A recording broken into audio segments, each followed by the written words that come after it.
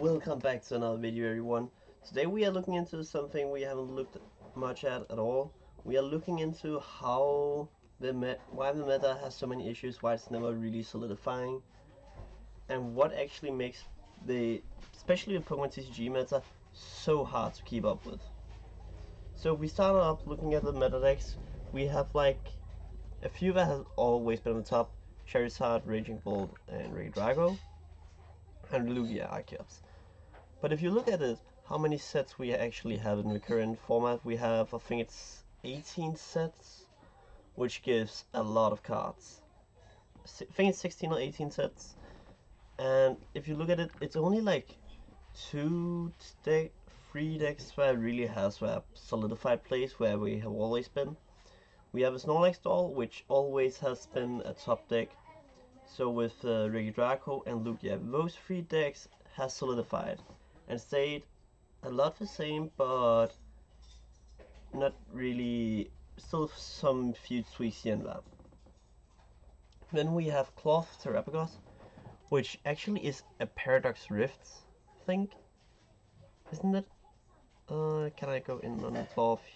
Yeah, Paradox Rift, which means it's over like a year old before people actually noticed, oh, Cloth actually is a thing. And if we look at the just general Cloth list, this one, so let's see how much have been added to this deck since Paradox Rift, because it's not much. The Spiritomb has been added, the Pecharunt has been added, and I think that's it.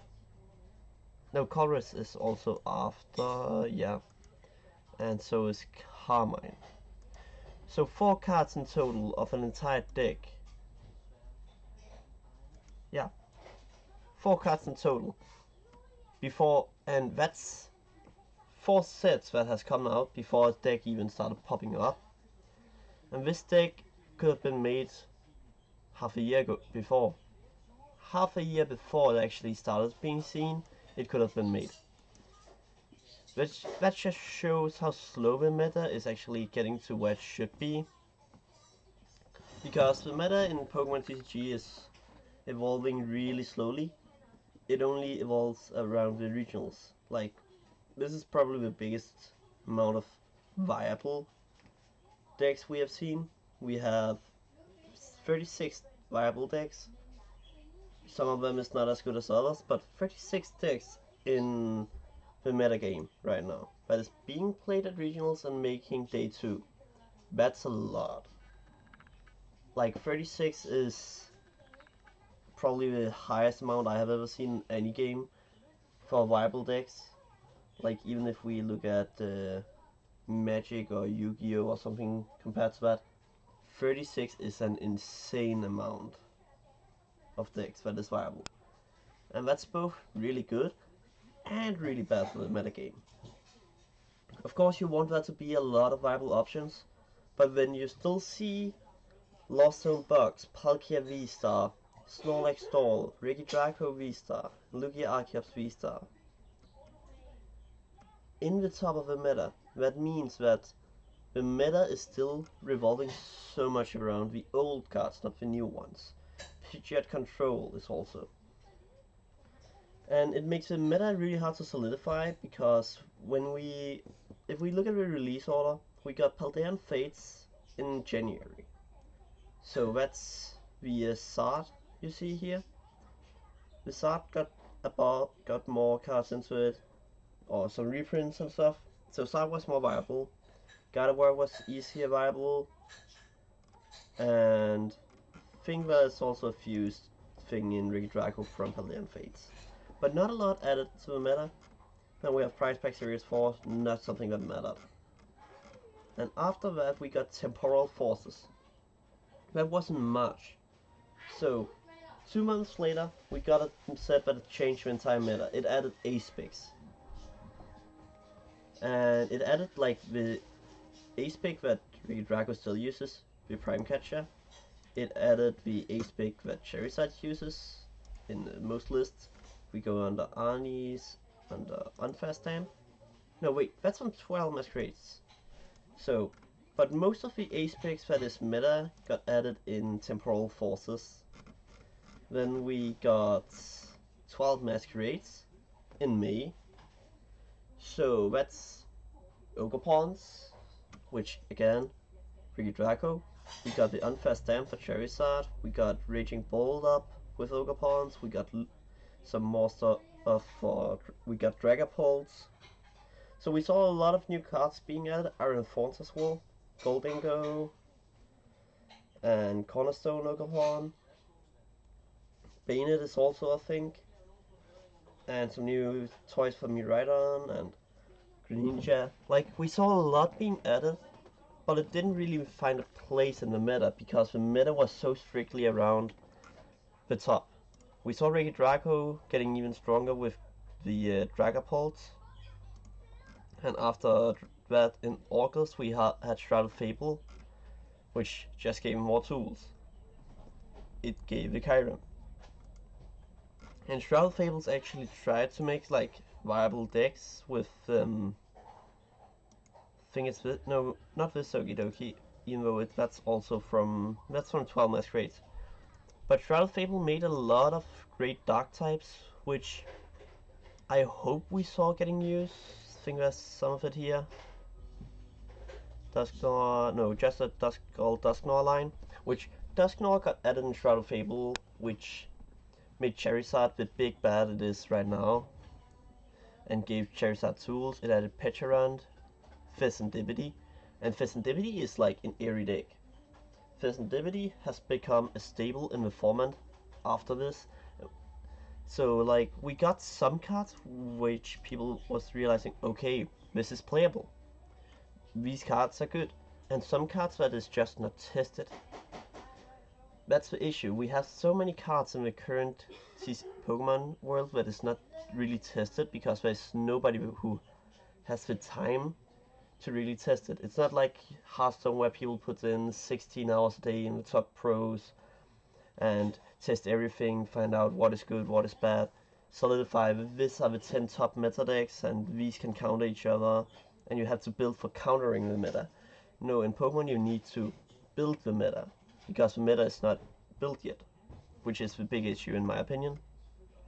September we got Stellar Crown, so 1 month later, and then now we just got released Searching Sparks here in last month in November, and Prismatic Evolution comes already in January. And Prismatic Evolution is pretty interesting to look at. So if we look at Prismatic Evolution card list, this will be the one that I think will make the big rotation, because yeah, we get the Luifian and stuff, but what is really making this deck or this set huge is we get a lot of reprints of the top meta. We both get a lot of new EXs, which could be a teaser for a new set, for a new rotation with so many new EXs. But we also get, let me see if I can find it. Why can't I find the reprints here?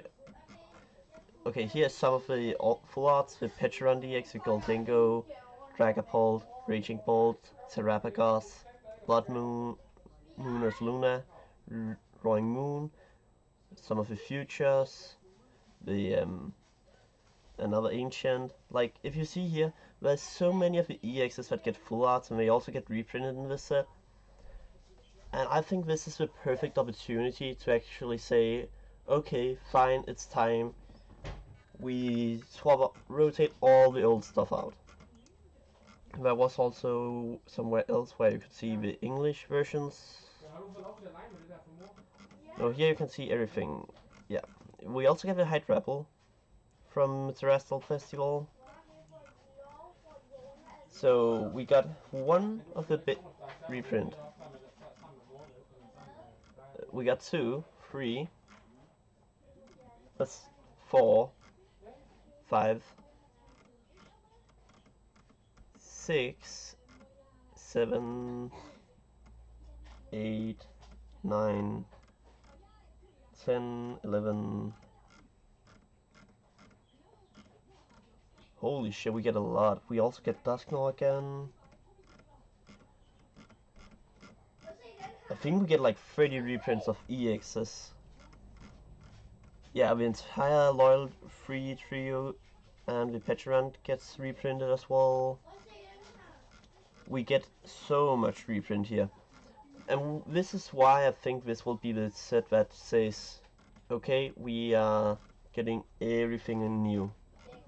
We are changing the meta. We also get reprints of the Ace-Specs, the Scoop Up Cyclone, the Prime Catcher, the Sparkling Crystal.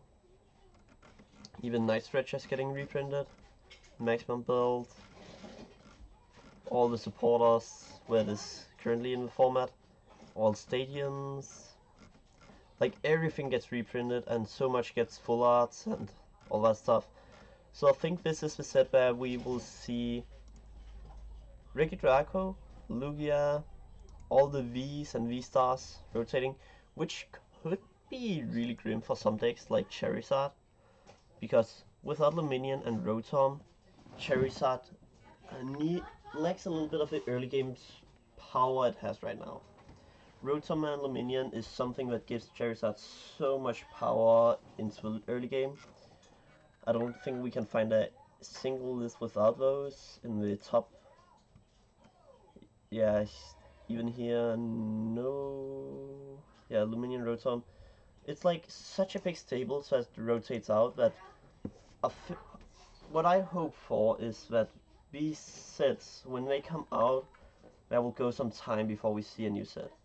I don't think we have an official date for when the next set will release after this, which is super good, because as long as we don't see more sets right now, we have potential to actually make a solidified meta and finally get a hold on what is good, what is bad. If we get like 3 or 4 months, that's the time I will say it should take for us to solidify the meta right before Worlds.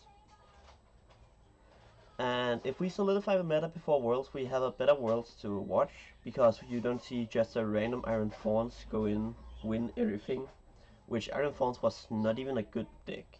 It's not a good deck now, it wasn't back then. If you look at Iron Fawns, it's so basic, it's super easy to counter. I know we got a third here, but besides that, we don't see any big results from this deck. Super basic, just control, boring deck, and tries to slow down your opponent. And if decks like this still works after rotation, it would be kind of unhealthy for the meta, because these decks makes it boring to watch, it makes it boring to play, and in general it's really bad for the meta. So ideally we see these decks being more, what can I say, less effective after the rotations, and we see more decks like Zard, Terrapagos I hope for, Polt. Hopefully they find a new way to build Gardevoir. Goldengo, Roaring Moon might have some potential again, and Bayonet in a new way compared to how we see Bayonet now.